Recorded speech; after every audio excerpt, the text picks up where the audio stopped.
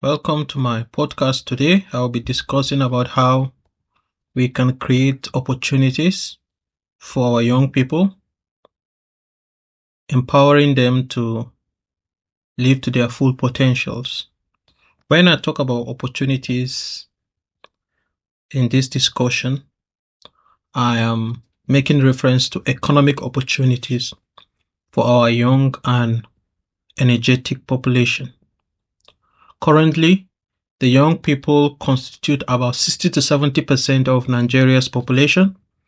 So Nigeria can be referred to as a young nation because more than half of the population is made up of people that can be regarded as youths, mostly below the age of 40. And the working age in Nigeria is between the ages of 18, although you see young people working below the age of 18, children working below the age of 18, which is referred to as child labor. But ideally, the work age should be from 18 to 65 years. So this is the working age. And this is the prime age where young people are supposed to give their best in building the nation, in building the economy, by working and contributing in through their own productivity. But you find out that young people, many of them have gone through the formal education, and after coming out of school, there is no job and there are no opportunities for them. And many of them just stay around, doing things that does not really reflect their training or potential, or they have been underutilized by the economic system. For example, seeing someone with a degree uh, doing Okada is not a thing to be proud of. I know about this idea of there is dignity in labor. Whatever your hands find it to do, you should do it instead of sitting around idle. But being underemployed means doing something that is below your training and qualification. A graduate doing Okada is a shame to the economy because they are being underutilized and they are not being used to their full potentials. A graduate doing recharge card business is not a good thing. It speaks about a dysfunction in the system because ideally a graduate should be productively engaged in line with their training and potential. Right? If someone is trained to be an engineer and he has all the qualification after spending 5 years in the university, he comes out and there is no job for him and he ends up teaching mathematics in a primary school. After learning engineering for 5 years in the university, ends up teaching mathematics in a primary school. That is underutilization of his potential. And that is something not to be proud of. So as a country, how do we create opportunities specifically for our young people? We have them in large number and many of them are either staying idle or are being underemployed, which means that even the ones that are employed, they are not being productively engaged to their full potential. How can we create opportunities for our young people, engaging them to contribute productively to the economy? In economics, there is this thing called gross domestic product, and it's a sum total of all the goods and services produced in a country in a given calendar year. So whatever you produce in a country, all the services you're offered in the country is quantified through the gross domestic product. And the GDP of Nigeria currently is nothing to be proud of. About 10 years ago, our GDP was above $500 billion. But currently our GDP is somewhere around $250 billion. So we have lost about 50% of our GDP within the last 10 to 15 years. So a country supposed to progress, a country supposed to grow. So growth is seen through the increase in your gross domestic product. But in our case, is the shrinking of our gross domestic product. So economically, Nigeria is moving backward. This is just to speak about the economic indicators. Young people, we have them in large number, but we are allowing our human resources to waste. And there is no resources more important than human resources. Not even the oil underneath our feet, not even the gold and the precious stones that we have in the soil. Human resource is the most important thing, and this is why. If you look at the 10 largest companies in the world, many of them are American companies like Meta, like Alphabet, the parent company of Google, like Amazon, and other companies. These companies are knowledge-driven companies. They are companies driven by knowledge and intelligence. Now we are talking about artificial intelligence. What is artificial intelligence? It's just the ability of human beings to come up with computer programs that mimic what a human being can do and be able to execute tasks that ideally a human being should be able to execute. That's artificial intelligence. So sectors of the economy that are driven by knowledge tends to grow faster, tends to be more productive, tends to give you more return on investment than those driven by natural resources. And this is why if you look around the world, the countries that are referred to as the rich countries at the forefront of economic development are countries that invest in building their people, in building, knowledge-driven economies. Many of them, they don't even focus a lot on agriculture, because agriculture, when it's mechanized, you just need few people in the farms. You don't need a lot of people to be in the farm. The more your economy becomes knowledge-driven, you move from agriculture and concentrate on manufacturing and services, right? So how can we empower our young people to contribute more productively to our economy? Number one, we must prioritize human capital development. So human capital development is just a technical way of saying invest more in health, education, and infrastructure. And when you talk about education, right?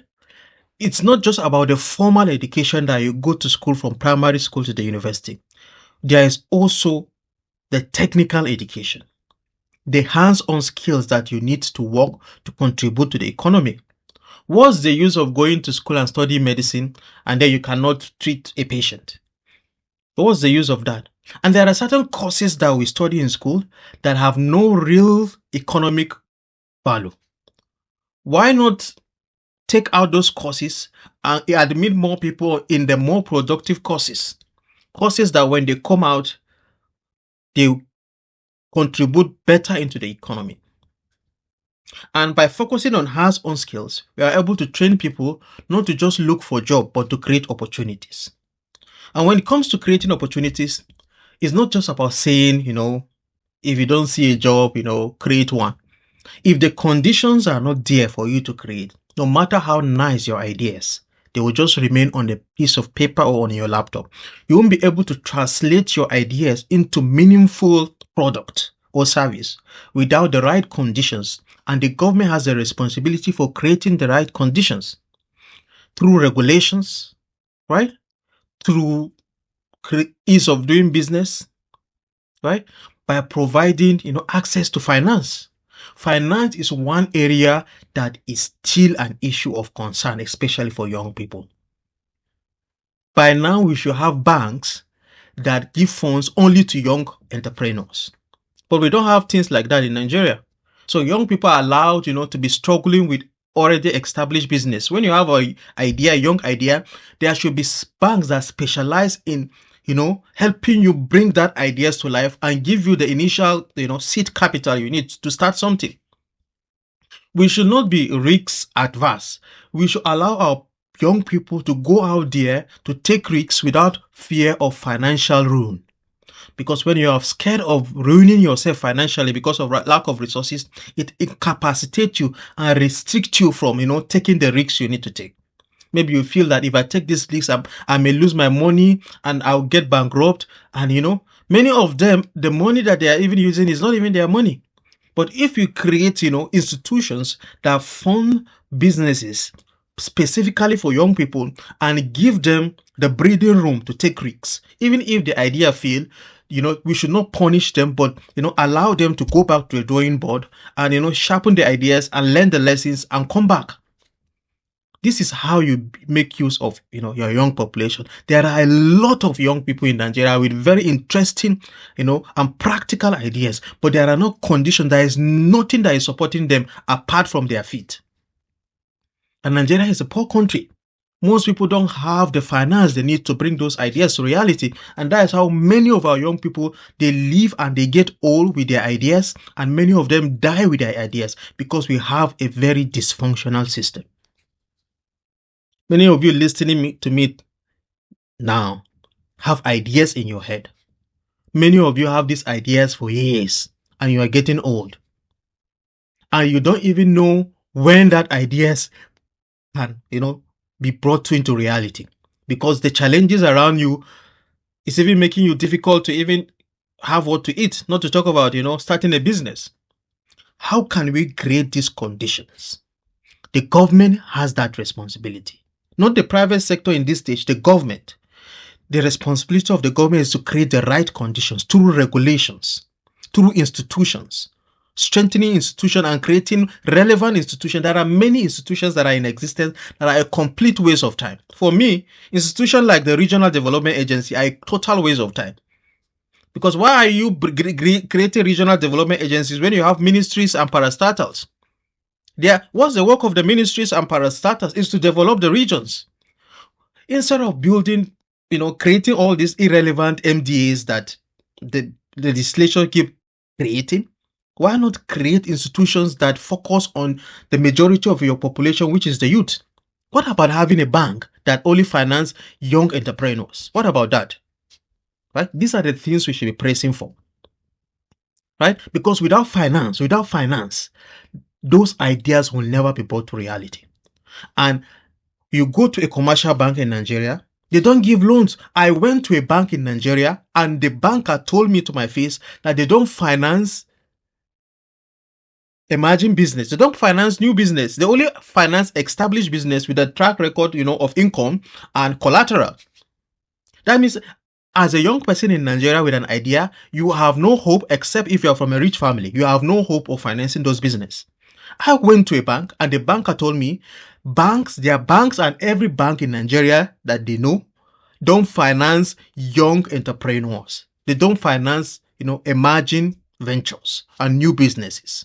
So what chance do you have to compete with other young people starting a business around the world? Most of these multinationals that we are talking about, they were started or initiated by young people. How old was Mark Zuckerberg when he started Facebook? How old was Jeff Bezos when he started Amazon?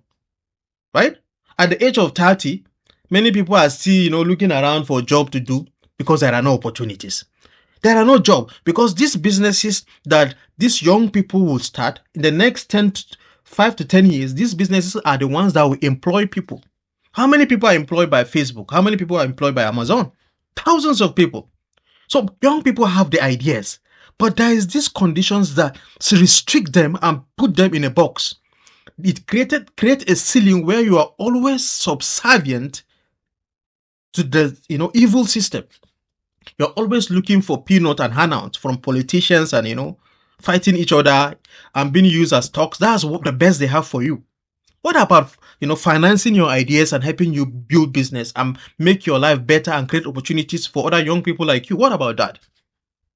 Right? So these are some of the things we can do to build our economy. Economics that will be giant in the 21st century will be knowledge-driven economy, right? Economy that are driven by science, innovation, and technology.